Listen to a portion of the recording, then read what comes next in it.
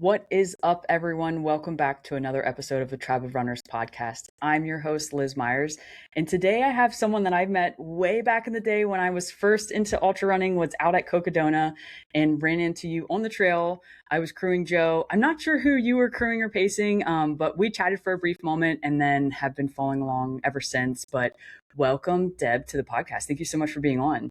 Oh, thanks. I'm excited. I'm excited to talk to you a little bit more in depth today than we did briefly on the trails. That must have been back in 2023, I think. I think Does so, that yeah. sound right? Yeah, Yeah. because I ran Cocodona in 2022. And Yes. then I came out. I had an athlete. I started coaching right after that. And he signed up for the Sedona 125. So I was out there pacing and crewing him. Very cool. No, that's awesome. And that's like right when I got really big into ultra running and all that. That was my first crewing and pacing experience. So there was just so much going on in my mind. And I saw you and I was like, I know I follow you on social media, but I cannot remember your name. And it's like been probably 2 days since I've slept. So I was just like, oh my gosh, I don't know what's going on. But it was super cool to meet you. I've been following you for a little while. And then, just getting to see you in person. And then I fell into the love of ultra running, and it's been game on ever since. That's all you have to do is just show up and volunteer or be a part of someone's crew, at one of these long ultras, and you get hooked. Yeah. Oh, 100%, 100%. And you've been doing this for quite some time. So I have been following you for a while, and obviously I did some deep dive, but you've been running for quite some time. You've been in ultra running for so long. Yeah. And tell us how you originally got into running. Let's hear when it started, what happened. Yeah, I wasn't really a runner in growing up. I was more of a swimmer. I'm from Tempe, Arizona. It's hot, hotter than hell here. And so, growing up it was a smaller town where I grew up in Gilbert. The only thing to do was get in the pool, and in the summertime. And so I lived in the pool. I swim team since I was 3. All the way through high school. And so that was kind of my only athletic, I think, venture. And then my senior year of high school, it was like time to graduate. I had everything was done. And I was like, well, I still want to be involved. I want to be with my friends. So I joined the track team as a senior, in the spring. And it was terrible. But I was that person that they threw in where they didn't have enough people for an event. I always got last. But for me, running still is my social event. And so that's how I got started running. And then just kind of used that as my workout of choice going through college, but really didn't start dipping my toe into the racing scene until I was 30 years old. Very cool. Very cool. And then I assume you kind of done all of we double in, we do a race here, and then we kind of dive all in. Yeah, I started with a marathon, so the way a lot of people do. So I ran my first marathon at the beginning of, it had to have been 2020, I think. And so then immediately hooked. I signed up for my second marathon. Then I started doing a monthly.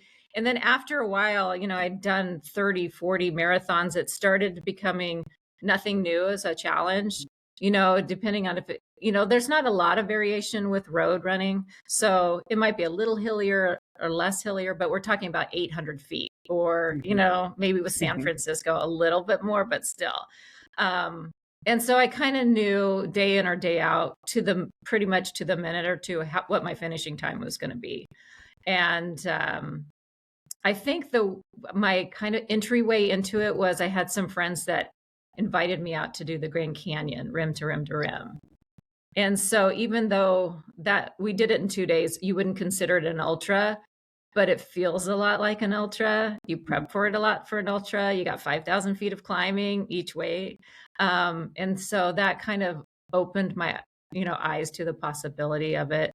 Was invited to do a 50 miler. It took a few years for me to say, okay, I'm going to try it. And that's when I kind of got started into the trail scene.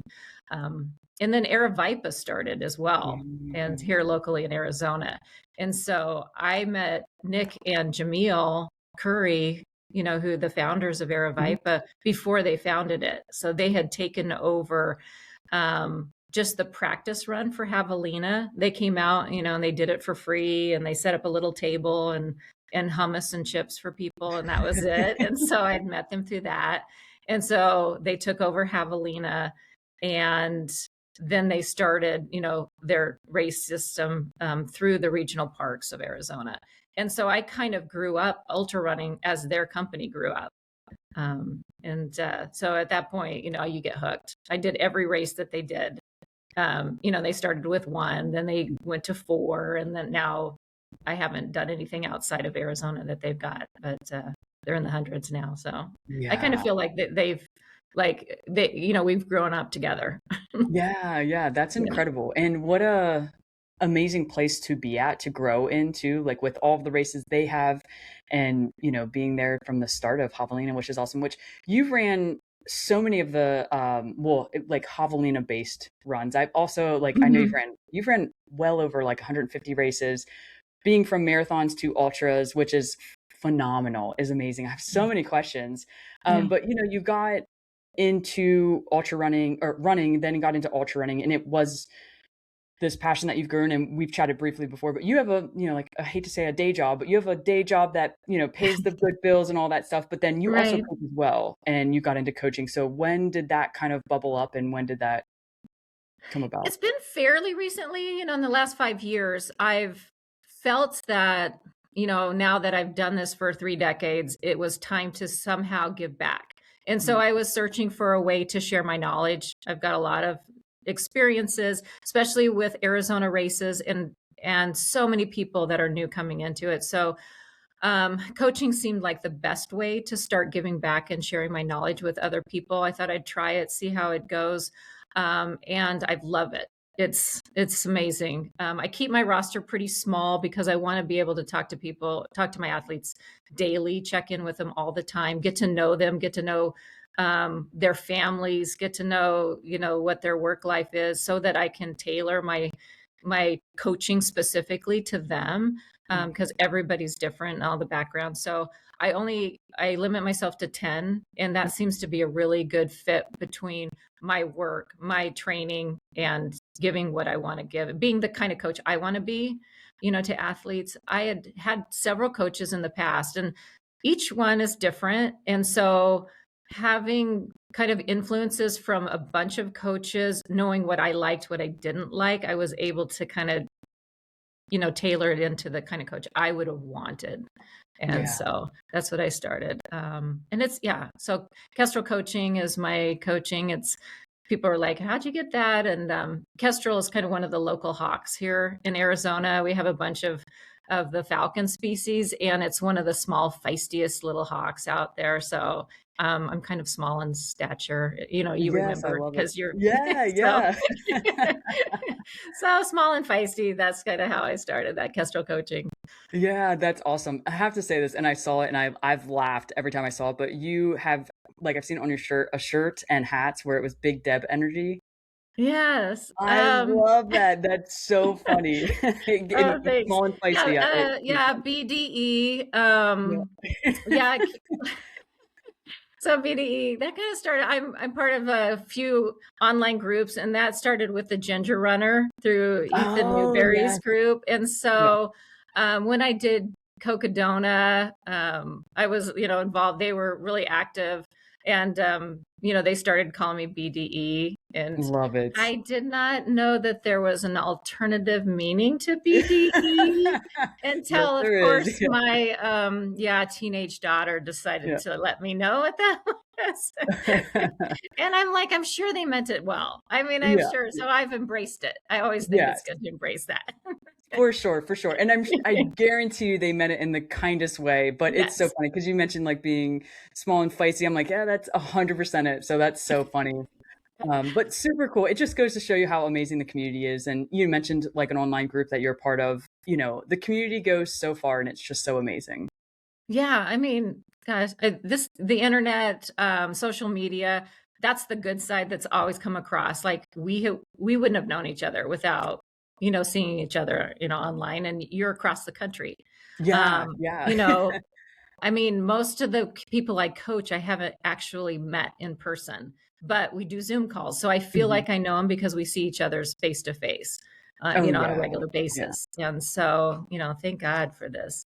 Yeah, no, it's so true. It is so funny. Like I have so many people that I follow or follow me and they'll be like, "I know Mhm. you." I'm like, "But you really don't know me, but we kind of Yeah, know each other." You know, it's right. such a weird world to be in, but it's awesome. And it's allowed us to connect to so many people and, you know, see so many races that I don't think I would have ever known about. Mhm. And it's just awesome. Like you see someone racing it and you're following them on social media and you're like, "Oh, that race looks enticing. I want to maybe run it in a few years." So it is Yeah. really, really cool. Yeah, when I started racing, we still did mail-in ballots, mail-in, Wow, like, yeah, yeah. registration, and, how I found out my first training program was through an actual newspaper, and, the Arizona road racers, they would send out, an actual newspaper, and they'd have results in there, and then they'd have, like, a sign up, for registration for something, and you'd fill it out with a pen, and you'd put your check, and you mail it, and so Yes, things oh have my changed goodness. so much. No, it has, it has. It's so Yeah. crazy, and you've been a part of it for so long, which is awesome. You've mentioned you have tons of knowledge, and I would like to talk about that. Like, what have you noticed aside from social media? It's huge, but what's some big changes that you've noticed throughout the years? Well, obviously the professionalization of, people Yeah. can make a living of it. Mhm. One of my good friends is Pam Reed, and Mhm. if you haven't been in this world for a while, she is the first female that won Badwater overall, and that was kind of her claim to fame. She came up, with Dave Carnassus, when Mhm. he was that, and it was kind of they did a battle at the same time, like she'd do 200, he was going to do 200. She heard Yeah. that he was going to do 300 miles. Well, then she went out and did 300 miles, so it was Yeah. kind of going back and forth. And if she would have been around at this time, how much she would have been able to do it as a profession, Mhm. so she kind of talks about like she's an unpaid professional runner kind of thing, so Yeah, yeah. it's been a huge change with that. And so of course we see the times coming down, there's so much more knowledge and stuff going on. um, and it's great. I really have enjoyed like getting to know what Red S is. I went through that 20 years ago, but I never was diagnosed. I didn't know what it was. I just, ended up with a, sacral stress fracture. Mm. And looking back with all the education we have now, well, it was so clear, but Mhm. the doctors didn't recognize it. It was just not something you talked about. People just said, we're going to heal you. You have to be on daily shot medications for a year to build your bone strength up. But no one said you need to eat more. Maybe you need to like, Yeah. nutrition is like, food is fuel for your body. Those are things that over time I had to just go through and hard learning experiences to get there. So, Yeah. so this information's here for everybody if they'll read it and absorb it. You don't have to go through all the mistakes we did, Mhm. 20, 30 years ago. Yeah, that is so true to think of too, and we have it at our fingertips where we just literally Google, ask tons of questions, Mhm.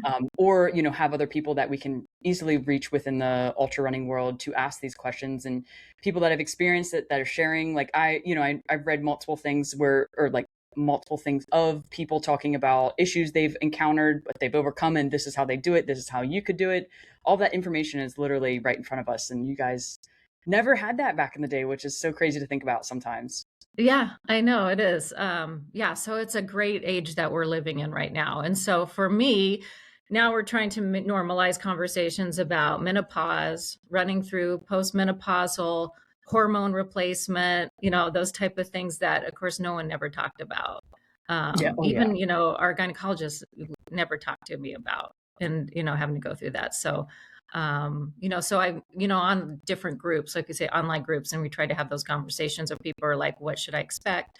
What are things that can help me through this process? Because I've, just going through the last 10 years as I went through this, so many women stop running because Mhm. it gets hard. And because they're going through this hormone volatility, and so I don't want them to stop, because once you stop, it gets harder to get going again. And your age, your physical age speeds up if you stop doing regular exercise. And so, Hmm.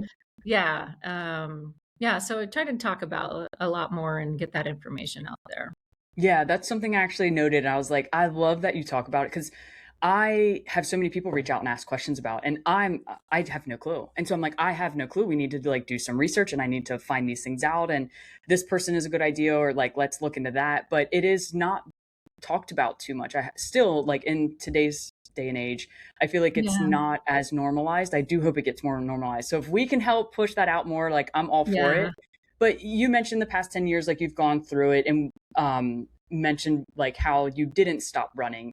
A lot of people stop running or stop Mhm. fitness. And I think it is a huge mistake. And you've mentioned that as well. So I love hearing that. But what do you, what was one of the biggest things that you had to overcome during that time frame where you were going through all of the Yeah. Comparing yourself to the past is really hard to do. And I think you can really be at the top of your game in your early 40s, mid Mhm. 40s. But specifically for women, when you start having your hormones decline significantly and that process starts and it takes a while to go through it, you're like, I haven't had to, I haven't changed anything in my life. And all of a sudden I'm 10 pounds heavier and I'm running 2 minutes a mile slower and what's going on, and you're like, how, should I keep doing this? A lot of people just give up of like, I'm not a competitive runner anymore, or I just don't feel like I should be out here because I can't run the times I used to. And so you have to find the joy of still getting out to those races and still getting out running, and try. And I still kind of cringe, like, I ran 11-minute miles yesterday, and it's hard for me to look at my watch sometimes and go, you know, I've ran marathons in my 7-minute miles. So, like how, and I'm pushing as hard as I can. Yeah. But if you step back and you're like, but I'm getting so much joy of being out there, and no one else really cares. I mean, it really, like, do you really care what I ran my practice run yesterday? You 100% don't. not.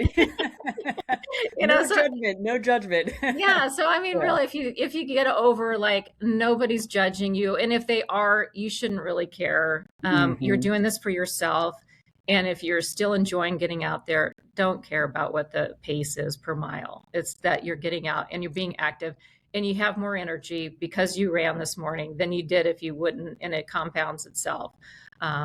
And so that's really is, I think the big thing is just not comparing yourself to your younger years. But then I also want to tell people that are younger, make sure you're celebrating all these Yeah. wins that you're doing right now, because Yes. it's going to get harder in the future. So, you're doing amazing things. And I try to like tell people, don't minimize, if you are doing 10Ks or half marathons, please don't say, I just did the half, even though there was Mm. a full out there, or I just did the 50 miler versus the 100 miler, like that's amazing. First of all, showing up is amazing. Getting out there, putting a bib on is amazing, and even if you don't even finish, just getting to where you can get to, putting yourself, being the man in the arena, Yes. yeah, Yes, I yes, think yes. is great. So I want everybody to celebrate just getting out there as much as possible. Yeah. Yes. No, it's so true. And you mentioned this, and I've caught myself saying this multiple times where I'm like, oh, I just ran this. And I'm like, don't like people hear that and then they say it as well. You don't Right. want to be encouraging that, because Yeah. running a 5K is amazing, running a 10K is amazing, running 100 miles is amazing. All of it Yeah. is amazing in different aspects. And I feel like we, especially us in the ultra world, really get to ourselves where we're like, "Ah, I just did a 50 miler." And it's like, no, you shouldn't say those things because it Yes. still is amazing. Yeah, yeah, no, it is. And we have normalized the 100-mile, 200-mile distance. Like, oh yeah, I'm just gonna go do that. And it's a big deal and it's hard, Mhm. right? Mhm. It doesn't even matter how many times you do, it's really hard. Oh, So yeah. Yeah, yeah. it doesn't get easier. And so, I mean, I try to still do a road marathon once a year at least, which will be it's my speed work, right? For Mhm. for the year. And it's still, it hurts just as hard Mm. or harder. Yeah, Uh, it's so funny. I hear and I say this all the time, like, I'd much rather go run slow 50 miles than a fast 10K. And people are like, what are you talking about? I'm like, Mhm. it's like the same but different kind of hurt after you're done. Yeah. Yeah, and that's with the 200 milers. I think I find that they're easier than the 100 mile as well, Mm. because you can slow it down, you can Yep. just get out there, enjoy it, look around. As long as you're moving 2.5 miles an hour, you're going to crush it. So, No, no, that's so true. And we will get into it. I have so many questions about Tahoe because I feel like you have such a crazy story, but in a good way, a good crazy story with Tahoe. It's been quite some time, but you've done Cocodona as well. And then you went out and crewed Pam Reed at Cocodona this year, correct? I did, yeah. Yeah, that Yeah, was super wild. It's cool. hard. Cocodona's a tough course to crew. It is. Yeah. I mean, my crew had it cushy at Tahoe. You Yeah. know, they got sleep, they had a Yep. cabin to go back to. I mean, Cocodona, we just got in a car and I think I took a shower Friday morning. Mm. So 5 days, no shower, not a lot of sleep, probably as much sleep or less than my runner got. Yeah. So, Yep. yeah. Yeah, I experienced the same thing when I crewed Cocodona, and I experienced the same Mhm. thing with Tahoe. I was out with Joe at Tahoe last year, and I slept so much. I'm like, is this even pacing and crewing? Like, what are we even doing out here? We had a good time. Yeah, I mean, I'll see you tomorrow. That's Yep, basically yep. right. Yeah, it was Yeah. so wild the differences between it. But um, like we'll just dive into Tahoe right now. So this has been like a journey for you. So way Yeah. back in the day, let's kind of get there. Like, explain to us I what mean, Tahoe has really meant for you and all that. yeah, I mean, Tahoe has been one of my favorite places to ski. So love to ski in the winter time. I've been going to Tahoe since I was 18, and it was just at the time it was an easy place to fly to from Phoenix. Mhm. Southwest then when it was pricing was peanuts, Yeah. and so it was it was cheap to fly to. We would just take a bus. I was on a budget, and so I skied Tahoe every season, fell in love with it. I've been obsessed with Tahoe since that time. And I knew I always had a goal, like I wanted to get a cabin there. And I eventually did get a cabin there. So it is my favorite place to go to when I'm not in Phoenix is to head there. And so I've always seen when the 200 miler started. I was there and I saw those just runners casually going by, and I'm like, oh, I just was fascinated again with like, what does it feel like to run 200 miles? And then the whole concept of running around the lake is really cool. Mhm. So I put my name into it.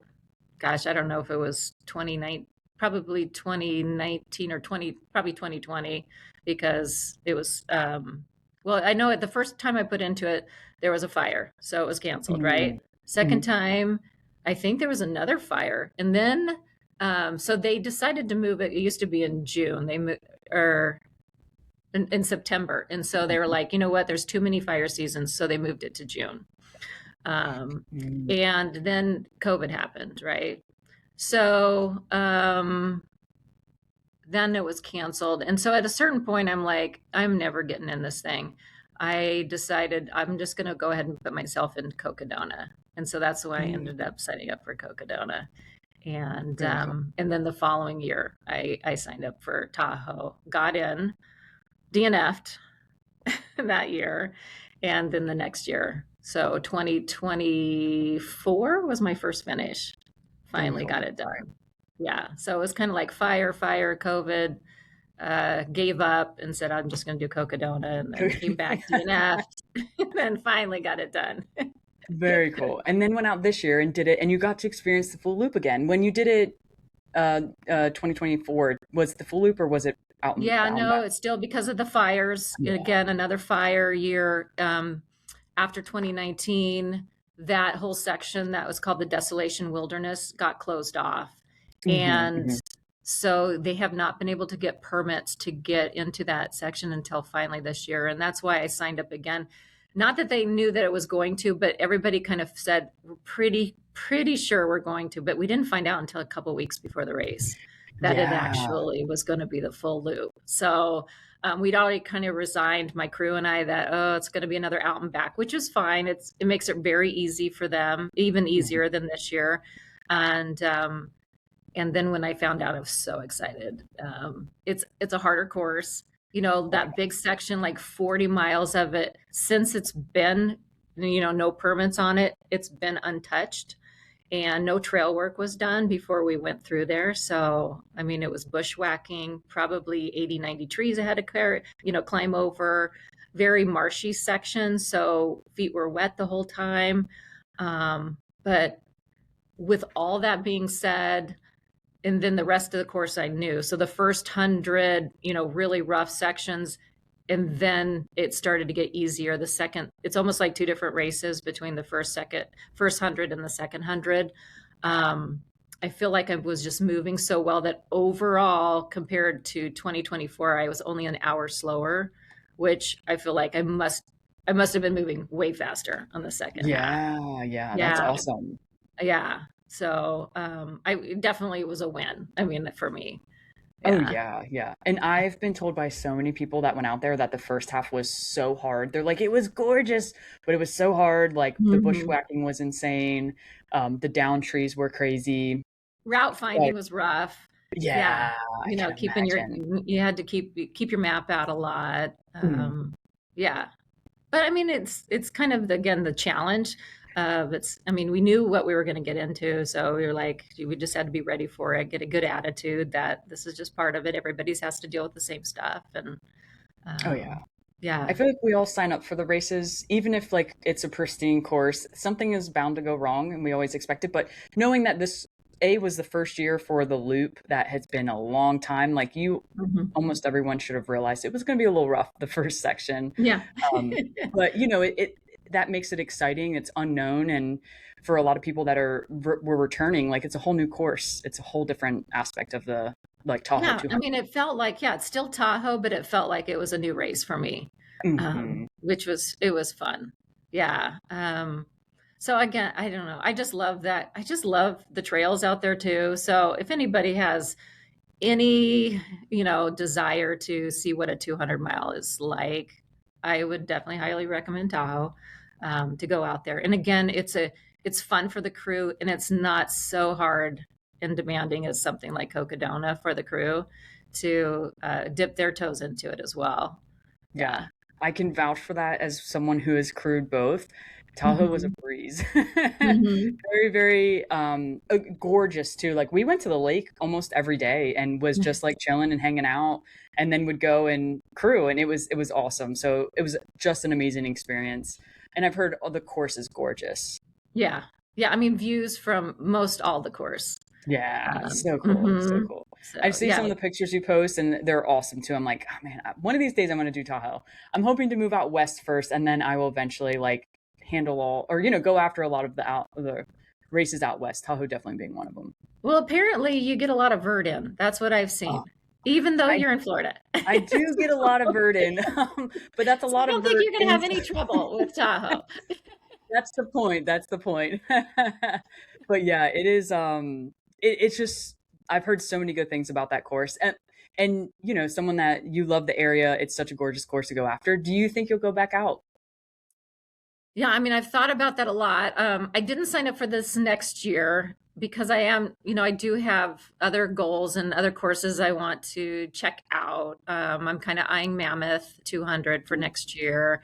I got to do some pacing and crewing last year on it, and it looks gorgeous. I didn't realize Mammoth, once you get away from the mountain, it's a high desert, that whole Mm. area. And so I'm like, oh, this is being a high desert. This is for an Arizona girl, right? Hmm. And yeah, with a couple big climbing, mountains in there as well. So that looks very intriguing to me. If I go back to Tahoe, which I think I will, I think I'd like to do it pacerless to add, Oh, okay. for the another challenge, Yeah. to Oh, make it a yeah. little different. Still have a crew, but just be out there the whole time on my own. Yeah. Um, yeah, I think, that's kind of the allure for the 200s for me. And even just in the training for those is getting out and being by myself for a long periods of time, getting kind of unplugged from the office work and family demands. And people always, calling or needing something from you. Like, nobody needs anything from me. I get to be alone in my thoughts. I get to be unplugged. I don't know what's going on in the news. I don't know what's, going on in the internet. And to do that for 4 or 5 days is really magical for me. And it's like very healthy, I think, Mhm. a reset for my soul almost to do Oh, that. yeah. So I think doing so, having it pacerless, I think would be a really cool experience. Yeah. Well, and you mentioned this, and I've noticed this about you through like the stalking, I hate to say, Yeah. and being social media friends, but you always try to do really hard things, which I feel like a lot of us as ultra runners do. But you just mentioned Mhm. like, I'm looking for something next within the 200s, and for you that's pacerless, which is awesome, and would bring such a new amount of challenges, but in a good way. I think you as a Mhm. person, that's what you strive to do is do hard things, overcome them to chip away new layers and find peace within yourself. Mhm. Yeah, I mean, I think everybody's challenges are different, but yeah, I mean, we do have a pretty cushy life, right? And so, or at least I know I feel like, yeah, I feel like this is almost something human nature that we need to get out there because we've created these lives that are just a little too cushy. That we need these more physical challenges and mental challenges that are nature related Mhm. that kind of gets us back to our primal selves. And so I don't know. I definitely feel more connected to me as a human when I'm out there in nature. Oh, yes, 100%. And being out for 200, 3, 4 days, 5 days with Mhm. no one but essentially a crew here and there, like that, it just really take it to the next level.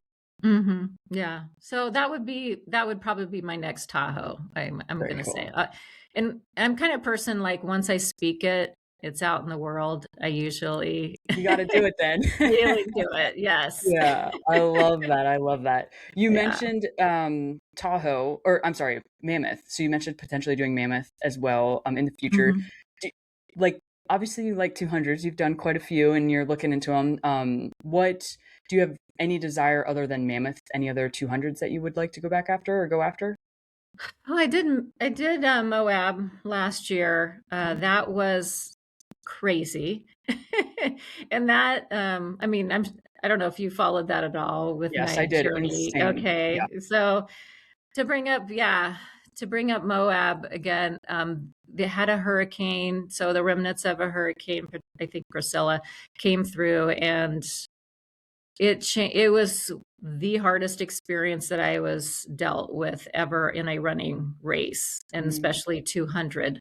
Um, and it came out, I came out of it with a more appreciation of like what hard is. And, and I found my limit. A lot of times we're going out there to see what our limits are, and I found it. And it was at 200 of a mm. 240. So I would like to go back, I think, to Moab. I need that's unfinished business and I got to see Mhm, what the last 40 miles look like. But yeah, that experience, which is typically a hot race, ended up being, hurricane type of experience on the top of the LaSalle's, with sideways rain. Our feet were underwater for 200 miles. We had trees falling down all around us because of the winds. It was hailing on the top of the mountain. It was just insane, like experiences. And so it kind of questioned of, you know, am I safe out here? Because this is in the elements at its worst. mhm. And after just being through those, you are stripped down raw, but everything hurts. You haven't eaten. My feet are completely raw. It definitely it was hit my limit. So some unfinished business there. I'd like to go back because it is a gorgeous, gorgeous area. I still have great pictures from it. And yeah, so definitely I got to do that. Bigfoot, I think I need to go out there. I like to go out and volunteer and actually Mm, either sweep or crew or something on these big races to see the course. And I know that is supposed to be the hardest of the destination wilderness or destination races mhm. of their 200. So, um, but it's one of the majors. So probably we'll Yeah. need to do that as well. Yeah, and it is crazy how many 200s are becoming available now too. So like Hmm. the Cocodona, all the three for destination trails, and they're like the main ones. I feel like everyone knows about them. They're very Yeah. publicized, but there's Yeah. so many more coming up. Do you have any interest in doing these other ones, or are you just like, I'm here to figure it out eventually? Yeah, I haven't thought more than, a couple of years ahead. So, but yeah, I know Michael McKnight, Mhm. just he started the one in Utah, and he went ahead and punted it to next year. But again, if the timing works out, I feel like we all have a responsibility to volunteer and Mhm. give back to races anyway. So that'd be something I would like to go out to again and see if I can sweep or help out, and then see if it piques my interest. I do. These things are so hard. I think it has to be something that calls to your heart. And Oh you've yeah. really got your stoke has to be super high, that you really, really want to do the training for it, and you really want to get out there, because there is going to be a lot of suffering involved. Um, and so I think I need to get on course to see if, I'd like to see if that's something that's like, oh yeah, this is something I want to do. Yeah. I love that you volunteer to see if you want to like do the race. I think that's a fantastic idea because a lot of Mhm. us see it and we're like, oh, that's kind of cool. But Mhm. I know you know this, but it takes a lot to train not only like the training aspect, but the time that you put in, not to mention planning and prepping for the 200-mile races or Mhm. any race Yeah. really. And then the actual grit of the race that you're doing. It's not always easy. So I think having that, like, I've been on the course, I've seen it, smelt it, all that good stuff, and now I'm going to go tackle it is such a great thing to do. Yeah, for me, it helps a lot, visualization, to get on there and know, and especially when you get to a certain point of the race and you're like, "Oh, I know this section really well," or know what to expect, and then it plays out much smoother. It also just helps me get my head in the game. Like I crewed and paced Pam Reed at Cocodona this year, and the timing was a few weeks right before Tahoe, so it was perfect. Like, it reminds me of what problems people are going to have. Mm. Um, I got to practice my sleep deprivation for multiple days.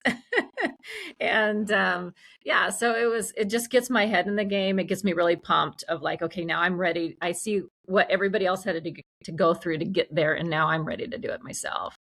Yeah, I love that. So That's awesome. yeah. So Yeah, you very haven't you haven't done 200 yet? You're I or you did. I did a Cross Florida 200. Okay. It's I did it 2 years ago. So it was more of like an FKT style race. So across Florida used to be a virtual race. You had to do it within the first of the year to the last of the year. And you Okay. just had to live beacon it so the race director could follow you and pay attention and you make sure it was legit and then Right. submit your data at the end. And then last year they went to a sanctioned race where it starts, I think it's November 8th or something like that. And then you go to the finish and uh, you have rules. I had rules, but Mhm. also like I could have taken 4 weeks if I wanted to. You know what I mean? Like I could have taken as long as I wanted. But Okay. I went after it. Yeah, that was the last year that it was the virtual aspect, and I loved every moment of it. I learned so much really quickly, and I have so much respect for the distance, but also have so much unfinished business. At like mile 160, I just hit a wall and was like mentally so low and I didn't come out of it. So for me, I'm Mhm. like, I need to come back out of it. Like, I know I'm not that person that's going to be a negative person for Yeah. 40 miles. So I've been looking at some, but I got injured last year, finally, like back into it the beginning of this year, and then I have races the end of this year. So I'm like, what am I gonna do next year? Yeah, I'm a huge planner, which is helps with my coaching as well too. So I've got next year in my mind fairly planned out, with the exception of putting in the lotteries. And the lotteries are Mhm. always like the, you know, wild card if you get in or not. Yeah. Yeah, then you have to make hard decisions once you're in a lottery if you get in or not. Yeah. I don't know. I mean, it basically, for me, if I get into lotteries, I'm in, right? Because they're so I'm the hard. same. Yeah. Yeah. I think the one thing next year, because, well, it would be the next 2 years. Tahoe this year that I finished, it still gives me a Hard Rock entry into next year for the lottery, and the fall this year and the next year. So it gives me two years of tickets, and then they're done. They've eliminated all the 200s as qualifiers for Hard Rock. So this was it. So this was another good reason to do Tahoe this year, is getting me in the Hard Rock lottery. Yeah. So I need to find another Hard Rock qualifier in a couple of Yeah, you years. got to find a race that you get that entry in. And I remember hearing about the 200s being taken out. I'm like, oh, that sucks. Because I know a lot of people that do them for the qualifier, but Hmm. you got to do what you got to do. There's no, there's tons of other races that you can get into qualify for Hard Rock, which is awesome. Um, yeah, and it is, there's just so many different races. And here's a good question for you in the Yeah. sense you've been around. It is so much harder to get into races now, I feel like, where Oh they'll yeah. sell out. So you have to plan accordingly. Oh yeah. You've got to plan what your qualifiers are going to be in, and yeah, I do sign up for things, not 100% sure if I'm going to get in or not, or if I'm going to do it or not, because I know they're going to sell out, right? Hmm. So Hmm. that's just kind of the nature. But there are so many races out there. You can be okay to not, you know, not sign up and just do an alternate race. But that's the other side of the internet. That's the bad side, is that the ones that get so much attention, so much media, it makes us want to do them so much more, or more people, and it makes it harder to get in for everyone. Yeah, So I am yeah. sure there was a lot of people that signed up for Cocodona for next year that have no idea what 250 miles could possibly take for training. Hmm. And they will be dropping out once they get closer, as it, or entries pop up. Oh, But yeah. the excitement of seeing it online and following it for 3 to 5 days. I mean, I understand that, you want to sign up. Yeah. It is so crazy. And I know this is the first year for Cocodona with the lottery, and everyone's like, what is this? What's going to happen? How quick are people going to get off the wait list? I'm like, wait, I have no clue. Like, Yeah. I would assume that, like you mentioned, when we get closer to the race, like typical, a lot of people drop, people from the wait list get Mhm. put back in. But you just don't know, we won't know for a Yeah. couple of years how the lottery will really play out and all of that. But it is concerning, but I do understand it. Is I do think a lot of races are going to start going lottery, which stinks so much. Yeah. I mean, even Boston, I used to run Boston quite a bit. And when I first did it, I mean, if you were close, you could mail in Mm, your entry and they would be like, ah, you're a couple minutes, you're fine. Right. And now if you follow Boston to qualify for it, I mean, you're running a qualifying time does not get you in. yeah. Sometimes you have to be 5 minutes faster than the qualifying, or sometimes 7 minutes faster than your qualifying time, because so many people are putting in for it now, Yes. which, good and bad. They still have over 30,000 runners. So that's a lot, but it's because so many people are running right now, which is great. Yes. And they're, and they're wanting to do it. So yeah, it's gone crazy. It is.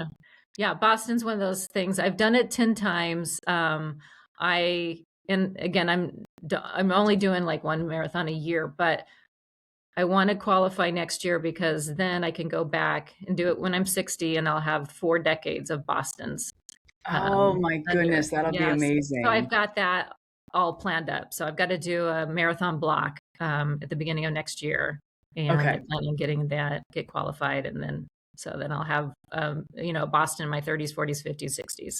So That is amazing. That will yeah. be so cool. Such a huge accomplishment. Yeah, so I'm excited for that. I mean, again, it only means something to me, but it's something Yeah. I'm gonna check Yeah. We it have out. all these crazy, like, inside goals or inside accomplishments Mhm. that genuinely doesn't really make sense or mean much to other people, but it means the world to us. Yeah, and again, that's part of the thing. We keep running when you get older, is we have to create like these milestones, or compete with someone, like find out someone's your age or age group. I've said this many times, but I wish Aravaipa on their big races would give age group at least acknowledgments. They don't even have to give awards, but say, Mm. hey, they won or were top 3 of their age group. I mean, you've got something like Javelina that is so many people. If you got, hundreds and hundreds of people, that each age group has got to be pretty deep. And it just gives you something, you're like, okay, if you're 60, what am I competing for other than just a finish? It'd be great to like, I'm competing with that other 62-year-old person, and that kind of Oh thing. yeah. Yeah. Um, because we still are competitive, like in our heart, even though Yes. we're running Yeah. so much slower. So it's just like, give us like a little nugget of something to shoot for. Oh, for sure, for sure. Yeah. I have an athlete, he's a good friend of mine. I it's so funny. I shoot the shit with him so much. He gives it right back, and he's 66. And that's the first thing he always looks at in a race is Yeah. like what ages are around him? What do they typically run? He's like, "You think I can beat them?" I'm like, "Heck yeah, you can beat them." Or I'm like, "Wow, they're kind of fast, Jim. I don't know, but it is so cool to see that in someone that is older. He knows he's just out there to have a good time, run the race, get it done, get the belt buckle, but it's still that competitive edge. And I love seeing that in people. And he's not like, you guys aren't doing it in a malicious way. It's just like, I want to Yeah. be competitive. So I want to go out and have fun and accomplish hard things. Oh yeah. Yeah. And I mean, it's so funny because I now, which is just recently in the last year or two, I'll look and see like, am I going to be the oldest female Mm, finisher out there? And if I am, that's the first thing that's going on the internet. I'm heck the yeah. oldest finisher, female finisher. I love that. So That's yeah. awesome.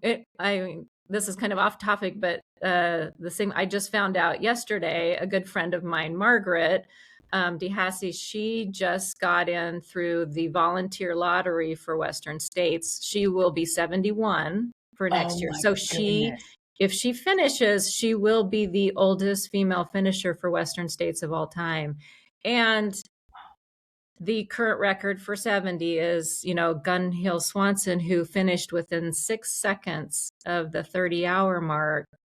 So basically, if Margaret can just finish more than 6 seconds under 30 hours, she'll also have the 70 to 75-year-old record. So I'm really pumped for next year to Heck see yeah. who that 70-year-old 70, 79, I think is their age groups, and see that go down.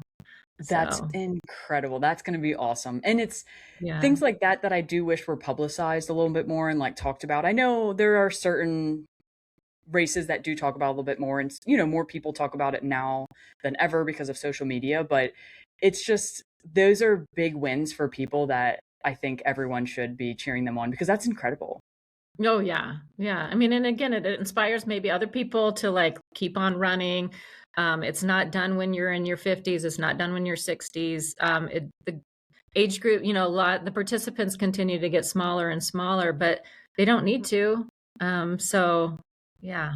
Yeah. Yeah. So if we get a couple more people, I mean, Gun Hill did it back in 2015 because I ran Western States that year when she finished. And I feel like I gave a little assist because there's a section where we're climbing up out of the escarpment, and I had to push her butt to get up over it. So I was part of her finish. Yes, I love that. But That's that so record cool. stood for 11 years, so it'll be 12 Yeah. years if she can beat that. It'll be fantastic. Yeah. And it gives more people that are older the opportunity to know that like they can still do these crazy endeavors that we do because we are a little Hmm. crazy doing them, but I love to see that. And I mean, it truly inspires me because ever since I was younger, I've always been very active or doing things that is not quote unquote normal. And I'm always like, I hope when I'm 60 I'm still running. Like I hope when I'm 70 I'm still running. Hmm. I hope I'm still moving just as well as I possibly can at that time. Yeah. But doing the things that I look back and I'm like, I'm so glad like I never gave any of this up. Hmm. Yeah. And again, it's such a great social, um, and thing that we can get together as well. It's very healthy for us physically, but socially, I think it's just a lot of fun. It's a great environment. As I've ran through the decades, raising family, I used to get babysitters for the morning versus going out at night so I can go and do my Mm. long runs or do races in the mornings. And so, yeah, because it was my social time, right? Yeah. So, Yeah. yeah. No, I love that. And since we're talking about it, you like came up through running, like have had children, have had grandbabies, you work a full-time job and you're doing all of this and like you've done it all throughout the years. So like you are a prime example that as a mother with children, grandchildren, busy life going on, like you found the time. You mentioned getting a babysitter in the morning so you could go do your runs, which is awesome. Like what advice would you have to anyone that is in the age of raising children, struggling to get out and do runs and such? Yeah, I mean, I thought in some way it's a little bit I felt easier because there's so much structure. Like you knew, you know, if I had to be back at 7 in the morning, then you just back up the time of when you could get out. So I would, for my babysitters, like if I had to do a long run, I could get usually a 13-year-old to come over and stay the night. And my tease would be like, I'll let you be on the computer, that maybe their mom wouldn't allow them to be on the computer, right? But if you could just be there. So when my daughter woke up and I was gone for the run, I felt like there was somebody safe, right? That, Hmm. that 13-year-old is old enough to make some cereal and call 911 if there was a problem, that kind of Yes. thing. Yeah. And so it's basically structuring, when they're going to go to school. I also would do multiple runs. I would keep running clothes in my car. So if I had to do a drop off at dance and I knew dance was 45 minutes practice, then I would just at least get in 3 miles, during practice. And so that would be my extra, run, horseback riding lessons.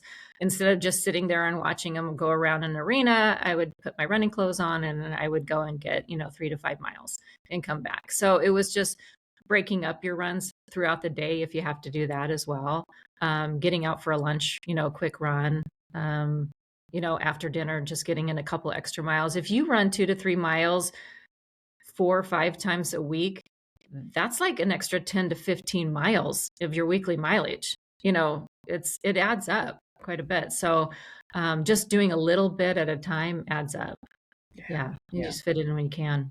Yeah, I feel like that's the golden thing when you have children is anytime that you have some spare minutes or something, like trying to just adapt and throw on a pair of running shoes and getting out is like the way to get Mm-hmm. in training. Yeah. Obviously, like if you can have a little structure to have long runs and stuff like that, that's also great as well. But it's tricky. Yeah. Yeah, you gotta fit in. And that's with coaching, I find out too, is like, okay, what are your limitations are? And there's no perfect training plan. Hmm. It's what works with your life schedule. And I have, some athletes that have custody, they shared custody. So certain days they can't, run and get out. And so we just work around that. Or even married couples where they both run, right? And they Hmm. have someone. And so they have to negotiate of Hmm. who gets to run what days. Oh yeah. And so there's that, that as well. And so in work and just other, life stresses. So Yeah. you just have to again, tell people like there's no perfect schedule. And also something's better than nothing. So, when they're like, I didn't have time to get in 5 or 6 miles, I go, but did you have time to get in 2? Well, yeah. So get in 2, Yeah. so that. Yes, it's so true. There is no perfect schedule because I don't know of two people that have anything close to a similar schedule. I feel like there's always compromises and like you mentioned, something is better than nothing and done is better than perfect. Like getting started and going Mhm. out and just hitting a little bit is way better than just being like, oh, I couldn't do it. Well, why Yeah. couldn't you? There's probably a chance that you could have got a little something in there. Mhm. Yeah. Yeah, Yeah, so definitely. cool. So before I let you go, I should say, you've been in this industry for quite some time, and I feel like you have so much wealth of knowledge, and you could probably tell us all the things that you've heard and experienced, but like off the top of your head, what's probably one of the best and most used piece of advices that you give to some of your athletes? Um, well, first of all, I always tell them like we're doing this for fun. Mhm. Like if we're not having fun, then we need to talk about it because I mean, it is work, it is consistency that needs to be required, but I don't want you to be miserable. I don't want you to be like dreading this. So let's find what's fun to you? Is it a certain location? Is this like what something you can look forward to? A lot of it is finding that race that gets them that big stoke. Like they're so excited about it that it pushes them to get up and do the training for it. And if they're not really excited about the race, I'm like, it's the wrong one. Let's Mm. find a new one. So again, and people call it your why, of what's your why of why are you training or why you're going to do 200 miles, around Tahoe. And so that's kind of where we start. And then from there, consistency matters so much. So a little bit is better than nothing. Being consistent makes a world of difference of being prepared for any race that you've got coming up. So those are probably my big couple things. Yeah, no, it's so true. It's so true. I've had myself, and I've seen it so many times where people are like, "Oh, I'm like just doing this race because I'm like, you ain't gonna train for it. Like, you're not gonna be trained for it when you're having a rough day and you know you need to run. You're gonna be like, oh, I just don't feel like it, and you're not gonna." Yeah, So, yeah, really being excited to do something, I think, is really, really important. I love that. yeah. And I mean, and the more you do it, I mean, I just get so much joy out of doing a race that I get hooked and I do another one. And so I think, I mean, you've seen that. I'm sure people are signing up for the races as soon as they finish, even though it was hard. Hmm. And all those hard moments, they start to fade pretty quick because you are on the internet and you're ready to sign up and get that joy again of finishing. Yeah, So it it's a is 100% worth it. yeah. um, yeah, I mean, it's a great lifestyle. All this ultra running, I consider it's a lifestyle. It's not like just a season or, it's something you do day in and day out. And it's a great lifestyle. So, For sure, for sure. I couldn't agree more. And it's a part of like people that don't understand always are like, it's you're just like obsessed. I'm like, I'd rather be obsessed about this than half the other stuff out there in this world. exactly. This gives me so much joy. I love the consistency and the reward within it. And like you mentioned, after I finish a hard race, I'm maybe a little miserable, but then I'm like, all right, when's the next one? What can I do? That was hard, but I need something harder. So it's just this Hmm. never-ending game for us. Hmm. Yep. Yeah, very Yeah. cool.